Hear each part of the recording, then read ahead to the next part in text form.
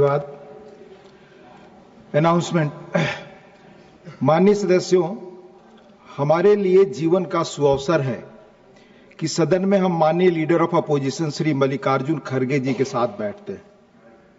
उनके प्रति आदर है, बहुत कुछ सीखा है, सीखता हूं। उनका 1 अगस्त 2025 का एक पत्र मिला जिसमें उन्होंने लिखा है, I quote, CISF personnel are made to run into the well of the house when the members are exercising their democratic right of protest, unquote।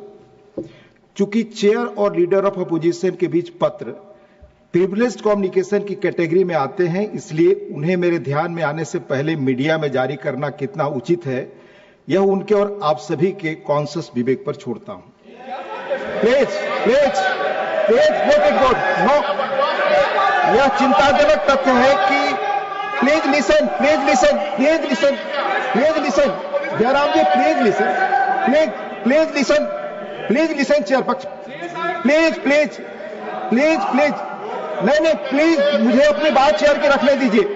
यह चिंताजनक, चेयर की मर्यादा मीडिया के। तिवारी जी प्लीज, आपकी रिकॉर्ड बात पे नहीं, आपकी बात रिकॉर्ड पे नहीं जा रही है, आप चेयर को बोलने नहीं दे रहे। आप सुन ले उसके बाद, चूंकि चेयर की मर्यादा मीडिया के पास जाने की अनुमति नहीं देती, अतः इस पत्र से जुड़े बिंदुओं के संदर्भ में रूल्स पोजीशन और रेलिवेंट फैक्ट सदन के संज्ञान में लाना चाहता हूं। Please, no disturbance, nothing is going on record, सिर्फ मेरी बात।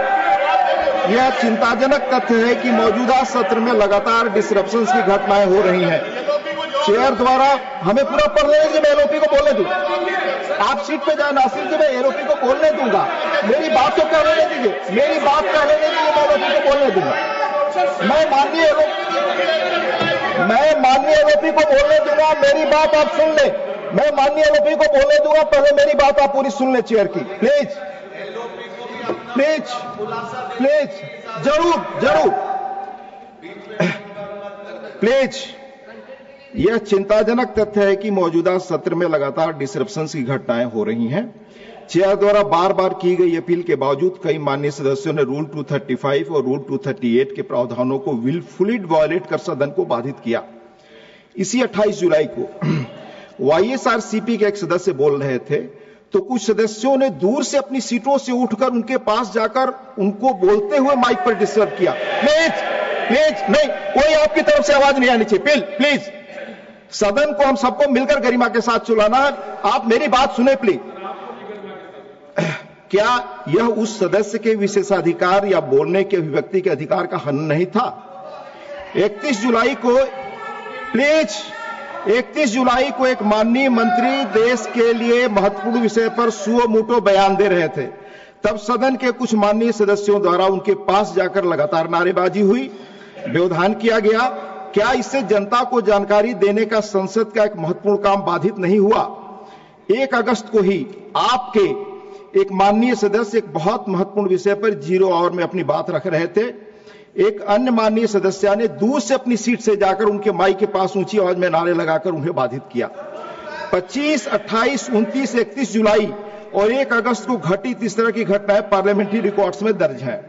हम माननीय सदस्यों को सेल्फ इंट्रोस्पेक्शन करना चाहिए कि क्या ऐसे काम सदन की गरिमा मर्यादा बढ़ाते हैं।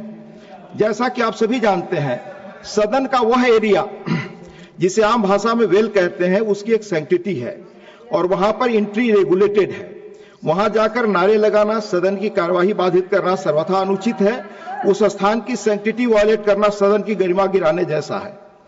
ज्यादा पीछे न जाकर सदन के भीतर पिछले कुछ एक वर्षों में वेल में जाकर की गई कुछ दुर्भाग्यपूर्ण घटनाओं का उल्लेख करना चाहूंगा कि सदन में सदस्यों द्वारा मनोनीत माननीय मंत्रियों, सेक्रेटरी जनरल व टेबल ऑफिस पर द हाउस पर बैठे अधिकारियों से बिल की कॉपी और अन्य महत्वपूर्ण संसदीय पेपर्स छीनकर फाड़े गए, उन्हें उछाला गया। वेल एरिया में चेयर, सेक्रेटरी जनरल की चेयर, टेबल ऑफ हाउस और उस पर बैठे अधिकारियों की सुरक्षा के लिए पार्लियामेंट्री सिक्योरिटी के पर्सनल द्वारा उस एरिया को कार्डन ऑफ करना पड़ा। Please please sit, please. संसद के सुरक्षा कर्मियों का सदन में उपस्थित रहना नई बात नहीं है। आप जानते हैं कि इस सर्विस की नींव आप जानते हैं कि सर्विस की न्यू सेंट्रल लेजिस्लेटिव असेंबली के पहले इलेक्टेड भारतीय अध्यक्ष आदरणीय विट्ठल भाई पटेल द्वारा 1930 में डाली गई थी। यह सुरक्षा कर्मी तब से अपना काम कर रहे हैं जो स्पेशली ट्रेंड हैं और किसी तरह के फोर्स का इस्तेमाल न करके अपना काम सदन की गरिमा को ध्यान में रखकर करते हैं। प्लीज, जहां तक सदस्यों द्वारा अपने democratic right of dissent exercise करने की बात है, वह उनका अधिकार है। जहां तक सदस्यों द्वारा अपने democratic right of dissent exercise करने की बात है, प्लीज, यह उनका अधिकार है, पर वह इस सदन के नियमों और परंपराओं के तहत ही अपनी सीट से ही, न किसी अन्य की सीट या सदन के भीतर किसी अन्य जगह से। नियम के तहत अगर अपनी सीट पर नहीं है तो माननीय सदस्य द्वारा कही गई बातों को रिकॉर्ड में नहीं किया जाता। माननीय नेता प्रतिपक्ष जिनका लंबा संसदीय अनुभव है से यह अपील करूंगा कि वह विचार करें कि वेल में आना, शोर मचाना, सदन न चलने देना, अन्य सदस्यों को जो सदन में कार्यवाही में भाग ले रहे हैं उन्हें न बोलने देना, कैसे किसी सदस्य का डेमोक्रेटिक राइट को प्रोटेस्ट माना जा सकता है। वेल में जाकर नारे लगाने व अन्य सदस्यों को न बोलने देने पर 1978 में, प्लीज तिरुचि शिवाजी सिट, 1978 में तब के माननीय सभापति ने इसे कॉन्टेम्प्ट ऑफ हाउस की संज्ञा दी थी। 26 अप्रैल 98 को तब के माननीय उपसभापति ने इस प्रकार के कंडक्ट को मोस्ट डिस्गस्टिंग कहा था। अगले दिन माननीय सभापति ने इस घटना को रिपल्सिव एंड डिप्लोरेबल कहा था। उन्होंने कॉशन किया, I quote, such an act which brought disrepute to the house would not be tolerated. मैं बता रहा हूं, ये 98 में तब के चेयरमैन ने कहा था, डिप्टी चेयरमैन ने कहा था, आई कोट। इसी तरह 3 मार्च 2008 को जब कुछ माननीय सदस्यों ने वेल ऑफ द हाउस में घुसकर नारे लगाए थे, तब के माननीय चेयरमैन ने इसे रूल्स का वायलेशन बताया। उन्होंने इस सदन द्वारा गोल्डन जुबली ऑफ इंडिपेंडेंस के समय पास किए गए रिजोल्यूशन की तरफ ध्यान दिलाया, जिसमें अन्य चीजों के अलावा हमने यह संकल्प लिया था कि we will refrain from transgressing into official areas of the house और from any shouting of slogans. इसके बाद राज्यसभा के 230वें सेशन 2014 में जब कई सदस्य बेल ऑफ द हाउस से नारे लगा रहे थे, तब के चेयरमैन ने कहा था, and I quote, Honorable members, from several days now we have been in a situation of being forced to witness the deviations from the decorum of the house by members coming into the well and shouting slogans, unquote. Quote again, entering the well of the house को उन्होंने persistently and willfully obstructing the proceeding of the house कहा, वो उन्होंने I quote, grossly disorder conduct in violation of rules and etiquette of the house कहा। 230वें session में एक सदस्य bell में नारेबाजी कर सदन की कार्यवाही बाधित कर रहे थे, तो उपसभापति ने कहा था, this might tantamount to breach of privilege of the house, जिसके लिए माननीय सदस्य ने अनकंडीशनल माफी मांगी। And he also expressed regret for the inconvenience caused to the officers and staff of the secretariat. दोहराना चाहूंगा कि प्रश्नकाल और शून्यकाल दोनों ही प्रत्येक सदस्य के लिए सरकार को अकाउंटेबल बनाने और लोक महत्व के अर्जेंट मुद्दों को उठाने के लिए महत्वपूर्ण औजार है। वर्तमान सत्र में अब तक विभिन्न महत्वपूर्ण विषयों पर हमारे पास 150 start questions, 150 zero hour submissions और 150 स्पेशल मेंशंस रेज करने का मौका था, लेकिन लगातार व्यवधान के कारण हम केवल 13 start questions, 5 zero hour submissions और 17 स्पेशल मेंशन ही ले पाए। व्यवधान के कारण सत्र में अब तक 41 घंटे 11 मिनट गवा चुके हैं। This way we are not abdicating our responsibilities as member of parliament. Is it not a disservice to the people whom we serve? Chairman माननीय आरोपी से अपील करता है कि वह ऐसे माननीय सदस्यों को जो नियम और परंपराओं की अवहेलना करते हैं, यह सलाह दे कि वह सदन का कामकाज चलने दे, उसकी मर्यादा भंग न करें। यह पक्ष और विपक्ष की सामूहिक जिम्मेदारी है कि सदन की डिग्निटी, डेकोरम और प्रेस्टीज पर आंच न आने दें।